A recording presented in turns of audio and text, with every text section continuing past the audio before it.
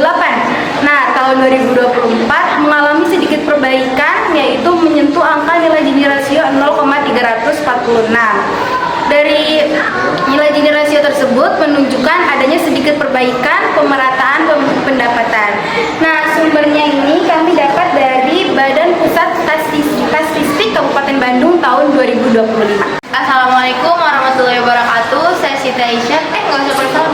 Saya Siti Aisyah. Saya akan menjelaskan tentang faktor penyebab kondisi ketimpangan akses pendidikan. Nah, warga di pedesaan masih terbatas kualitas akses sekolahnya dan kualitas SDM-nya berbeda dengan di wilayah perkotaan. Nah, faktor ini termasuk dalam penyebab kesenjangan kondisi pendidikan. Nah, apa sih kondisi pendidikan itu? Jadi kondisi pendidikan ini dapat mempengaruhi kesenjangan ekonomi. Kenapa? Karena dari perbedaan kualitas dan akses pendidikan antar wilayah, dan juga itu menimbulkan kesenjangan kemampuan, keterampilan, peluang kerja, dan juga penghasilan masyarakat. Oke, saya Ratu Koci Aprilia. Di sini saya akan menyebabkan yang kedua, yaitu faktor penyebab distribusi pekerjaan yang tidak merata. Sebagian besar masyarakat Indonesia bekerja di sektor informal atau pertanian dengan pendapatan rendah. Sementara di sektor jasa yang konsentrasi dan juga jasa industri itu di area tertentu. Jadi faktor ini masuk ke dalam kesenjangan sosial lapangan pekerjaan, karena kondisi di mana penyebaran tenaga kerja dan kesempatan bekerja tidak seimbang. Hal ini menyebabkan konsentrasi di wilayah tertentu dan juga kekurangan di wilayah lain. Saya Kasih Syafila. Saya akan menjelaskan faktor penyebab selanjutnya, yaitu pertumbuhan ekonomi tidak merata. Investasi dan pusat ekonomi lebih banyak di daerah perkotaan seperti di daerah Soreang, Dayakolot, dan Margahayu. Sedangkan di daerah selatan relatif tertinggal. Nah, faktor ini merupakan faktor kesenjangan sosial distribusi pendapatan. Kenapa distribusi pendapatan? Karena distribusi pendapatan tidak merata menimbulkan ketimpangan. Karena kekayaan hanya terpusat pada segelintir kelompok sehingga daya beli masyarakat menurun. Saya Dinda Rena Salsabila dan saya akan menjelaskan faktor penyebab yang keempat, yaitu urbanisasi dan migrasi. Banyak penduduk datang ke perkotaan untuk bekerja, tapi lapangan kerja formalnya sangat terbatas sehingga memicu pengangguran terselubung.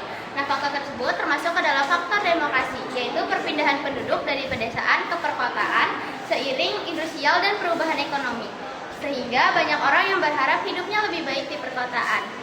Meskipun lapangan pekerjaan formal terbatas, arus migrasinya tetap tinggi. Akibatnya adalah kota tersebut mengalami banyak permasalahan.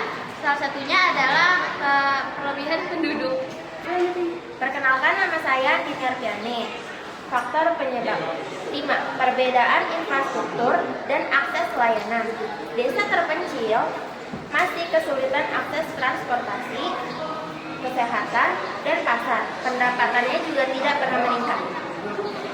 Akses infrastruktur di setiap daerah itu pasti berbeda dan mempengaruhi ekonomi di setiap daerah. Kalau akses ekonominya berbeda di setiap daerah dan sulit juga menarik investor, dan pastinya ekonominya itu akan menurun di setiap waktu, dan juga masyarakatnya itu kurang sejahtera. Perkenalkan, nama saya Seno Fadli. Di sini saya akan mempresentasikan solusi alternatif. Yang pertama, pemerataan akses pendidikan dan pelatihan kerja program beasiswa, pelatihan vokasi BLK Balai Latihan Kerja untuk masyarakat desa. Yang kelima. Nah, yang kedua yaitu pengembangan ekonomi lokal dengan cara mendorong UMKM dan juga koperasi desa. Sebagaimana kita tahu nih, kan Kabupaten Bandung itu terkenal dengan pariwisata yang indah-indah seperti di Ciwidey, Solusi alternatif yang ketiga yaitu penyebaran investasi merata. Pemerintah kabupaten menarik investasi ke wilayah selatan dan timur, tidak hanya di perkotaan. Dikatakan merata karena data yang tersedia menunjukkan adanya beberapa faktor dan area yang lebih dominan seperti infrastruktur, panas bumi, dan juga pariwisata yang terpusat pada wilayah tertentu dari Tegaluar. Jadi investasi saat ini masih cenderung